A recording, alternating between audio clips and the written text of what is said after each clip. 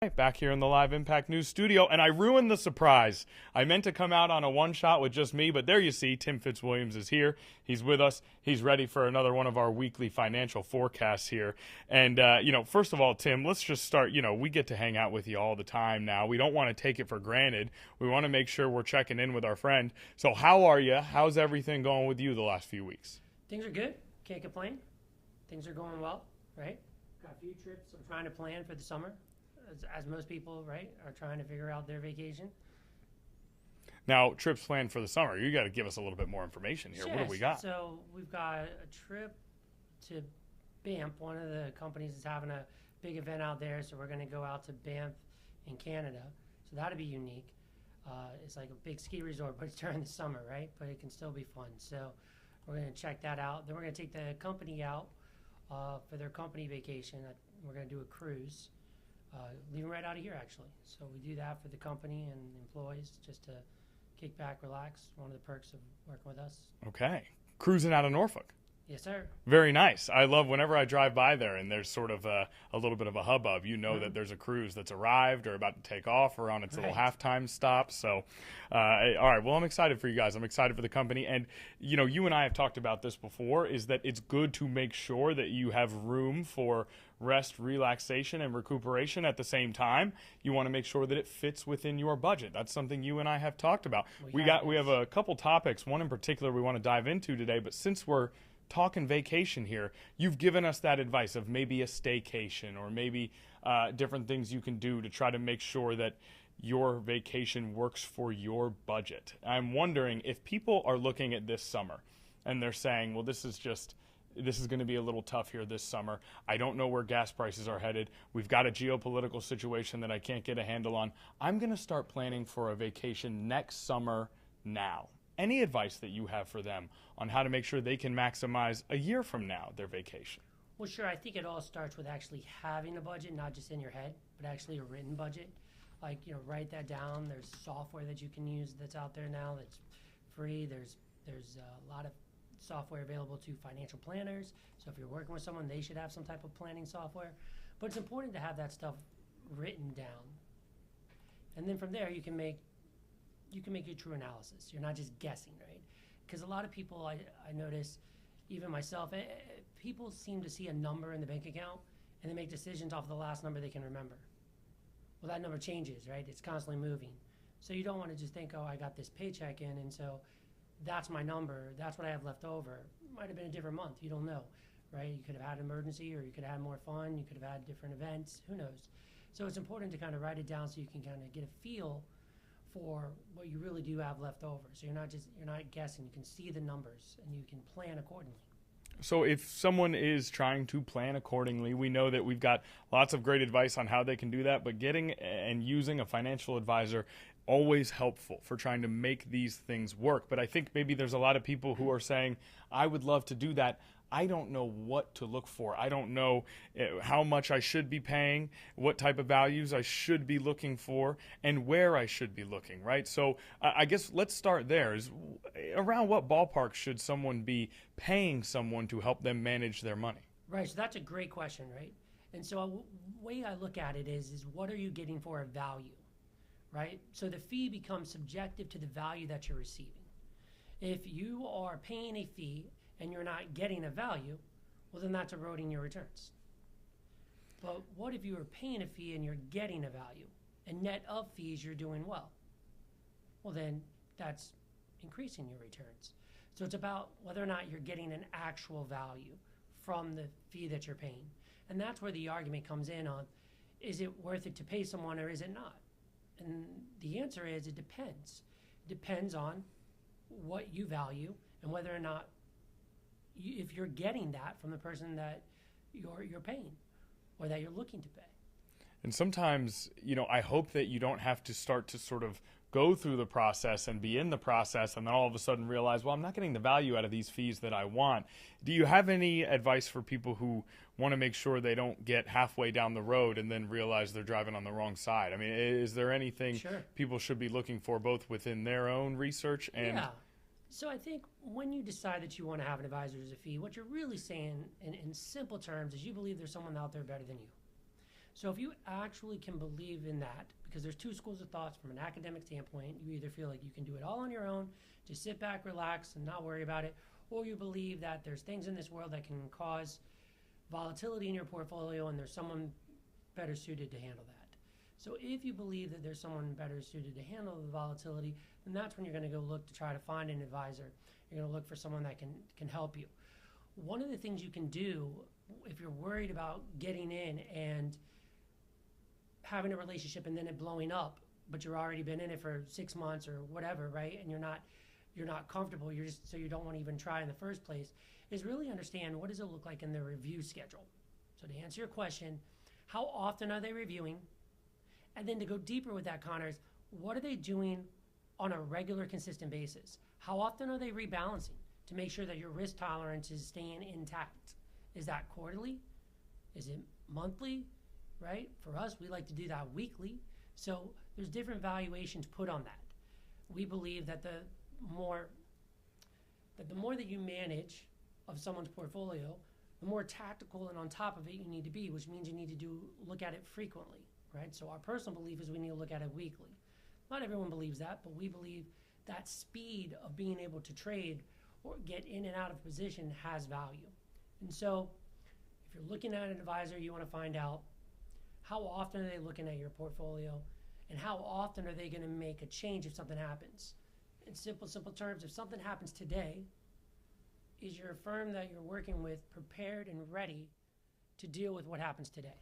And a lot of times, and we do not like this answer, and it's not necessarily wrong, it's a mindset, right? So from a mindset standpoint, we do not like this answer, but a lot of times people will say, well, I'm not worried about it. I'm just going to revisit it next quarter. We'll take a look at it at the end of the quarter, and then if there's something that needs to change, we'll do it then. And that is not what you want. You do not want to. You want to be constantly checking, constantly looking, not delaying that look. Well, that's how we believe. Right. And so it's not to say that concept is wrong. When you run this business, you decide how you want to run it. Some people believe that the quarterly model is their model. We believe, and we have data to support this, that if you can lose less, you can make more. To lose less, you have to have less volatility. To have less volatility, you got to be more active. So the strategy is called active and tactical portfolio management, which means you're always looking at things. And that's what we believe will put you ahead. Not that you're trying to beat the market. See, I think, Connor, a lot of people are thinking, well, if I pay an advisor, I need to beat the market. And it's not always about beating the market from how most people think, like average return. This gets into a more complex conversation. There's some math out there. The sequence of return talks about how volatility will affect the end number. In other words, a husband and wife can have an account that has an average rate of return of, say, 8% over 30 years. They can both have their own account, invested differently, but have the same average return over 30 years. Well, what's really unique is that at the end of that term, the wife could have double the amount of the husband, and it depends on the volatility in the sequence of numbers that they have. So it's really important that we're looking at things on a tactical and active basis, which means consistently if you want to try to stop or hedge against some of that volatility. And a lot of folks don't think that's what it's about. They say, you know what, if I'm paying a fee, then I need you to do better than the S&P 500. What you have to stop and think about is no one beats the S&P 500. Mm-hmm. Right? No one beats that. It just doesn't happen. Right? I think one man's been recorded as doing it, and when asked if he could do it again, he laughed and said, no way. So then, well, how do you win?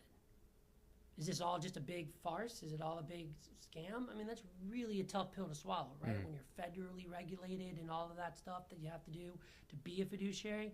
So it's like, well, there has to be some value to it. So what is it? Well, the key is to lose less for your clients.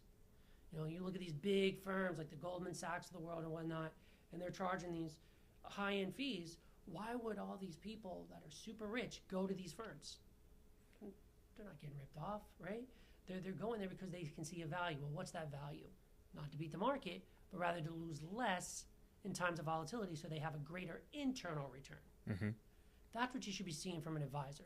If you're trying to bring someone on board, you want to make sure that they're managing in such a way that's going to get you a better internal return. That's the value you're looking for. That is the search right there. Now, you've touched on something that I actually want to follow up on and continue with.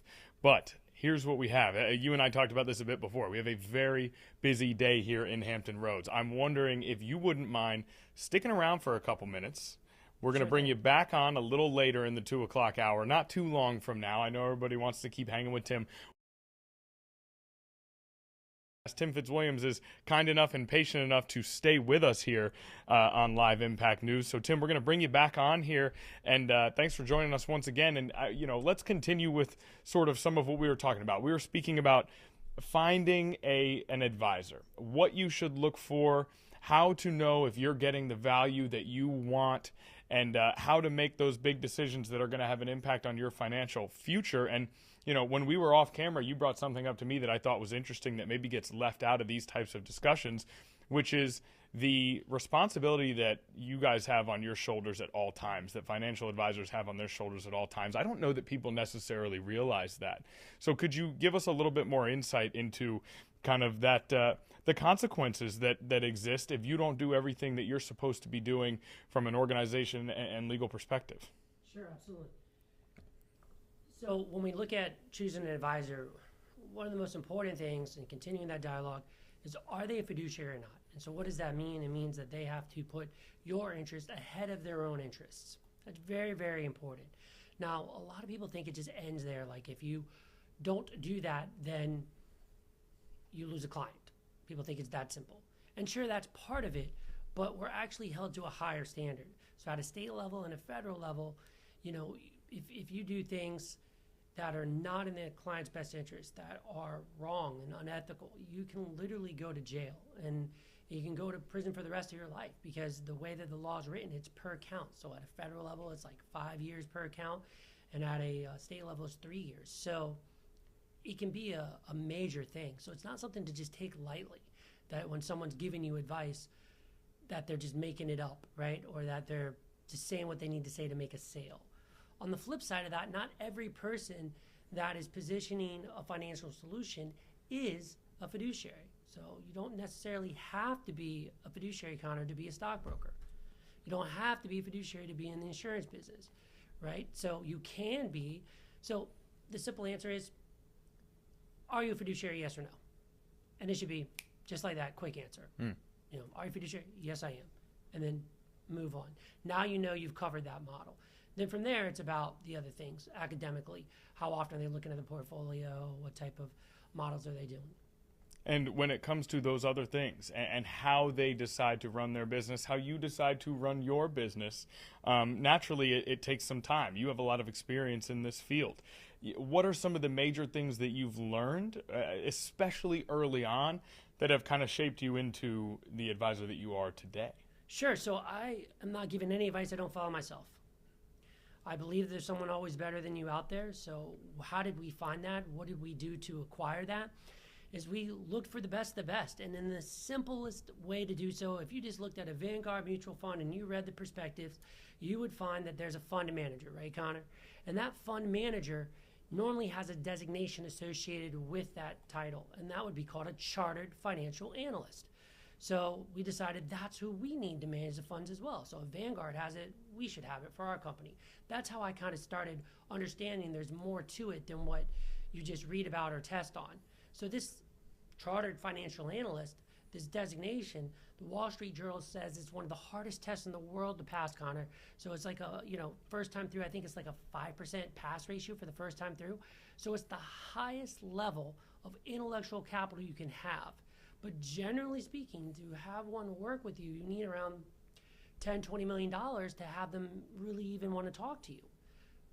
And so one of our practices is we say, well, we realize that's the level of intellectual capital we want, but we decided we wanted to bring Wall Street to Main Street and offer that for anyone with $100,000. Not saying everyone has to have a CFA, but I'm saying when you do have someone that's at that level of market understanding, they can do fancy things. And fancy things can bring you more internal rate of return, can have less volatility. And I think that's important.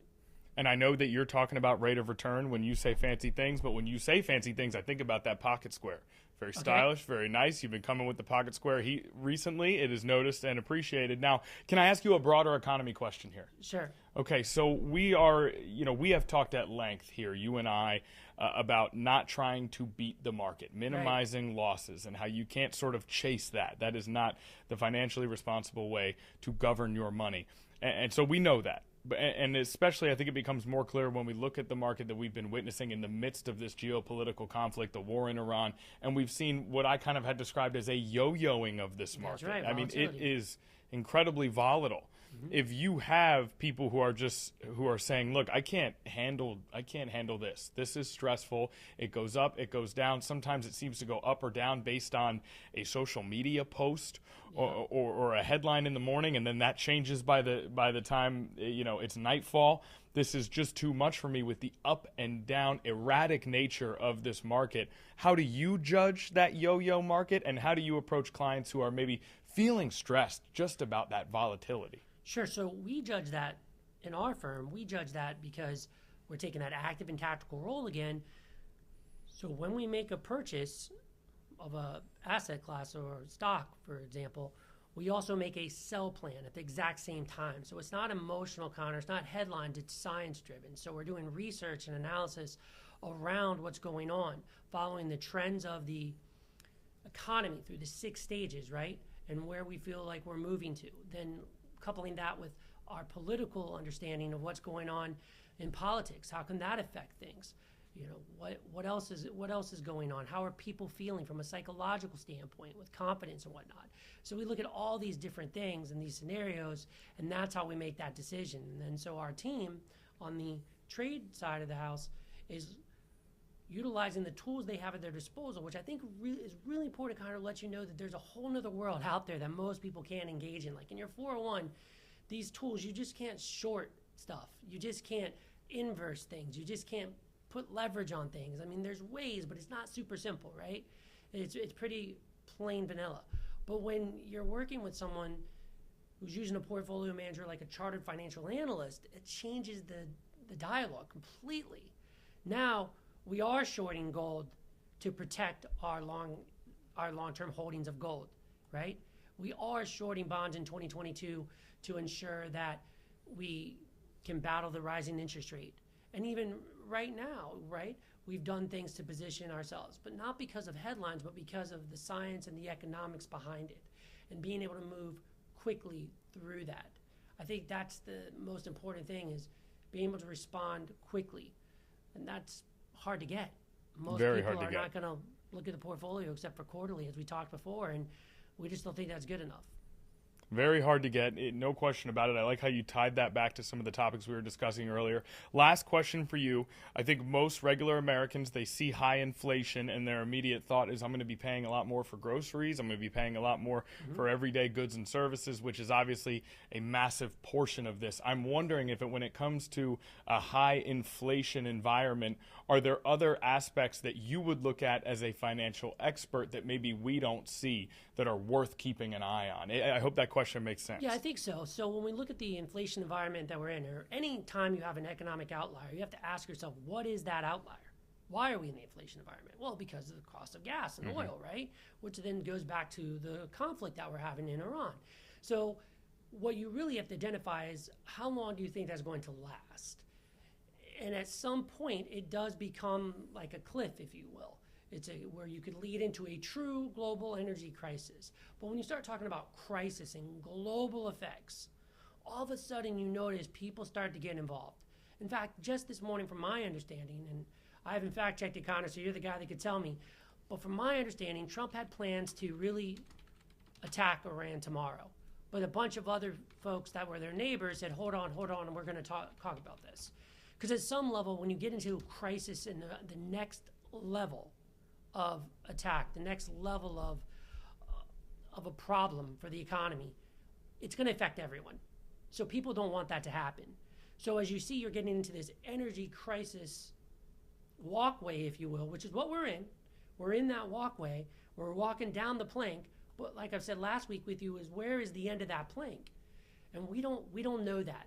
But as you get closer, other people are going to get involved because nobody wants to go through that. So going back to your point about inflation, in the mindset that it's just a short to midterm issue with the conflict in Iran, then everything's going to go back to its normal model. It's just going to take longer and longer and longer to get back to normalcy as you have longer and longer time with the conflict. I hope that answers your question. If you were asking about inflation and how it affects the market and what our thoughts are on it. Yeah, and it's something we've seen, to your point, we have seen even a little bit, nearly a cycle of threats are made, and then you get the update that now negotiations are in progress. It's another one of those factors that kind of plays into that yo-yoing that we have seen. So, well, Tim, we appreciate you not just stopping by for a little bit, but for a lot of it today on Live Impact News. Absolutely. For multiple segments with us here. We got to dive a little bit into your sort of personal growth as an advisor, and then how people should be approaching this current economy, and if they're looking for their own advisor, how they should go through that process. So we appreciate everything. Is there anything else you want to add? No, I think that's great. I look forward to talking to you some more. Well, we're going to see Tim Fitzwilliams at 4:30 as we do every single Tuesday. But on the occasional Tuesday, we get to have him here in studio. So we appreciate it as always, Tim. And we'll see you in, 2 hours or so? I think that's about right. Yep. All right. 13 News Now, 4:30. You can get more from Tim Fitzwilliams.